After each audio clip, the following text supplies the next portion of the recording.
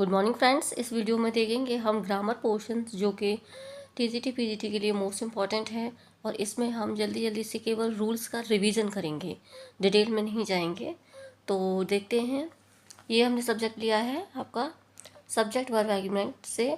इसके जो नियम्स हैं, रूल्स हैं जो आपके, ये बुक है आपकी लूसेंट की, तो इसमें केवल हम रूल्स पढ़ेंगे यानी कि रिवीजन करेंगे। प्रैक्टिस तो सबकी हो ही रही होगी, तो एक बार बस रिवीजन करेंगे। देखते हैं नंबर 1, थोड़ा सा पढ़ेंगे इसके सब्जेक्ट वर्ब एग्रीमेंट के बारे में। तो किसी भी सेंटेंस में सब्जेक्ट के नंबर तथा पर्सन के अनुसार वर्ब का प्रयोग सब्जेक्ट वर्ब एग्रीमेंट कहलाता है। जैसे कि यदि सब्जेक्ट सिंगुलर हो तो वर्ब सिंगुलर होती है, यदि सब्जेक्ट प्लूरल हो तो वर्ब प्लूरल होती है। वर्ब का सही रूप में प्रयोग करने के लिए यह आवश्यक है कि आप सिंगुलर और प्लूरल सब्जेक्ट तथा सिंगुलर प्लूरल वर्ब को पहचानें। न पहचानने के कारण आप वर्ब के प्रयोग में भूल कर सकते हैं। तो देखते हैं कैसे होता है। जैसे कि सिंगुलर सब्जेक्ट कौन कौन से हैं, I, you, he, she, it, Ram, Sita, the boy, the girl. और सिंगुलर वर्ब कैसे हो जाएगी, तो am, is, was, has, does, writes, drinks, reads. ऐसे ही प्लूरल सब्जेक्ट होते हैं we, you, they, them, Ram and Shyam, Geeta and Reeta, the boys, the girls. तो इसके लिए क्या आता है, are, were, have, do, write, drink, read. उसी हिसाब से हम दोनों को चूज़ करके, और इसका नियम बनता है नाउन प्लस एस और ई एस और आई ई एस यानी कि प्लूरल नाउन्स, और verb plus S E S I E S यानी कि सिंगुलर वर्ब। तो देखते हैं नियम नंबर 1। यदि किसी सेंटेंस का सब्जेक्ट एक सिंगुलर नाउन हो, यानी कि किसी सेंटेंस का सब्जेक्ट सिंगुलर है, एक पर्सन है, तो इसके साथ हम सिंगुलर वर्ब का ही प्रयोग करेंगे। जैसे कि मोहन वॉज ऑलवेज लेट, यानी कि मोहन एक है तो उसके साथ हम वॉज लगाएंगे। दूसरा नियम है आई, यानी कि मैं का प्रयोग सिंगुलर सब्जेक्ट के रूप में होता है, लेकिन इसके साथ सिंगुलर और प्लूरल वर्ब का प्रयोग होता है। जैसे I am a teacher, I was student, I have a cycle, I write a letter.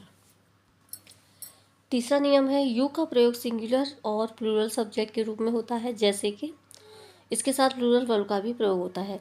जैसे यू आर अ स्टूडेंट, तुम एक स्टूडेंट हो, तो यहाँ पे एक भी हो सकता है और दो भी हो सकते हैं। और यू आर इंजीनियर्स, तो ये हो गया आपका प्लूरल में, तो आप सब इंजीनियर्स हो। नियम नंबर 4 है नीड नॉट और डेयर नॉट का प्रयोग सिंगुलर और प्लूरल शब्द के साथ प्लूरल फॉर्म में होता है। जैसे कि he need not go there.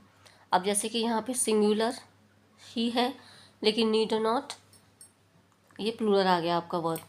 ऐसे ही she needs not go there, जब नीड में एस लग गई तो ये सिंगुलर वर्ब हो गई। ऐसे ही डेयर नॉट, तो ये अपोज हिज फादर, यहाँ पे क्या है, डेयर नॉट है तो प्लूरल वर्ब, और डेयर्स नॉट आ गया तो सिंगुलर वर्ब। नेक्स्ट नियम है, अब इस नियम में एक आपको नोट दिया गया है कि लेकिन डेयर और नीड का प्रयोग मेन वर्ब के रूप में सिंगुलर और प्लूरल दोनों ही रूप में होता है। जैसे कि ही डेयर्स, यानी कि सिंगुलर आ गया, he dares to face the difficulties, और he dare to face the difficulties. यहाँ पे डेयर वही एस और एस वाली बात है। तो नेक्स्ट पॉइंट है हमारा, नियम नंबर 5 है हमारा सपोजिशनल सेंटेंस। प्राय जैसे if, as, though, if only, suppose, I wish, we wish, he wishes, she wishes, अगर इससे स्टार्ट होते हैं तो इससे कोरी कल्पना या असंभव का बोध होता है। इन शब्दों के साथ किसी भी नंबर या पर्सन के सब्जेक्ट का प्रयोग नहीं होता, और फिर इसमें क्या लगाते हैं हम, प्लूरल वर्ब का प्रयोग होता है। जैसे कि I wish Manisha were my wife, जैसे कि मैं विश करता हूँ कि मेरी वाइफ मनीषा हो, तो यहाँ पे क्या है, सिंगुलर नहीं आएगा, यहाँ क्या आएगा, वर्ब आएगा। ये सपोजिशनल सेंटेंस का एक नियम है। नेक्स्ट नियम है आपका ऑप्टेटिव सेंटेंस में सिंगुलर सब्जेक्ट के साथ भी प्लूरल वर्ब का प्रयोग होता है। जैसे कि long live our friendship, God save the king.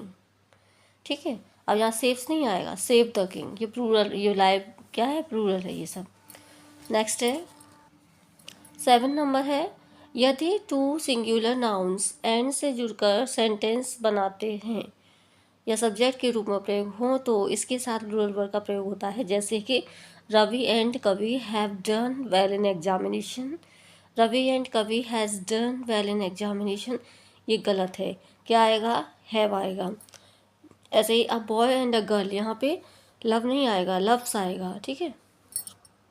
नियम नंबर 8 कहता है जो पेयर वर्ड्स होते हैं आपके, जैसे कि bread and butter, rice and curry, hammer and sickle, slow and steady, truth and honesty, तो इनके साथ क्या होता है, इनके साथ हम एक ही वस्तु या भाव का बोध होता है, इसलिए सिंगुलर वर्ब का प्रयोग करते हैं। जैसे कि bread and butter is my favourite breakfast.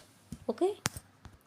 नियम नंबर 9 है आपका, तो ये कह रहा है कि यदि दो सिंगुलर नाउन्स एंड से जुड़े हों तथा फर्स्ट सिंगुलर हो, उसके पहले आर्टिकल्स या पजेसिव एडजेक्टिव हो, जैसे कि माय, योर, आवर, एटसेट्रा का प्रयोग हो, तो इसमें हम सेम पर्सन अर्थात एक ही व्यक्ति का बोध होता है, अतः इसके साथ भी सिंगुलर वर्ब का प्रयोग होगा। जैसे कि the principal and secretary was there. ठीक है, तो प्रिंसिपल एंड सेक्रेटरी यहाँ पे क्या आया है? Was. And my uncle and guardian has come to see me, जैसे कि माई अंकल लगाया यहाँ पे, तो my uncle and guardian has come to see me, तो यहाँ पे क्या होगा? सिंगुलर आएगा, सिंगुलर वर्ब। नेक्स्ट नियम है आपका रूल नंबर 10, एंड से जुड़े हुए दोनों सिंगुलर नाउन्स के पहले आर्टिकल और पजेसिव एडजेक्टिव का प्रयोग होने पर इससे टू डिफरेंट पर्सन होने, अलग अलग व्यक्तियों का बोध होता है, जैसे कि इसे प्लूरल माना जाता है। तो इसमें हम प्लूरल वर्ब का प्रयोग करेंगे, तो क्या कह रहे हैं इसमें? एग्जाम्पल देखते हैं। The principal and the secretary were there. ठीक है, अब ये क्या है? दोनों में क्या आर्टिकल लगा हुआ है और एंड से जुड़े हैं, तो यहाँ पे दो अलग अलग पर्सन हो गए, इसलिए यहाँ पे हम वर का प्रयोग करेंगे। और पिछले नियम में था कि अगर एक में द लग रहा है और दूसरे में माई सेक्रेटरी या फिर पॉसेसिव का प्रयोग हो रहा है, तो हम वहाँ पे सिंगुलर वर्ब यूज़ करेंगे। तो ये ध्यान रखने वाली बातें हैं। जैसे कि यहाँ पे फिर से देखो, माई अंकल एंड माई गार्जियन, तो यहाँ पे दो अलग अलग पर्सन हो गए ये, तो यहाँ पे आ गया आपका हैव। ठीक है, तो फ्रेंड्स इस छोटी सी वीडियो में बस हम इतने ही करेंगे, बाकी की हम नेक्स्ट वीडियो में रूल्स देखेंगे। तो थैंक यू फॉर वॉचिंग।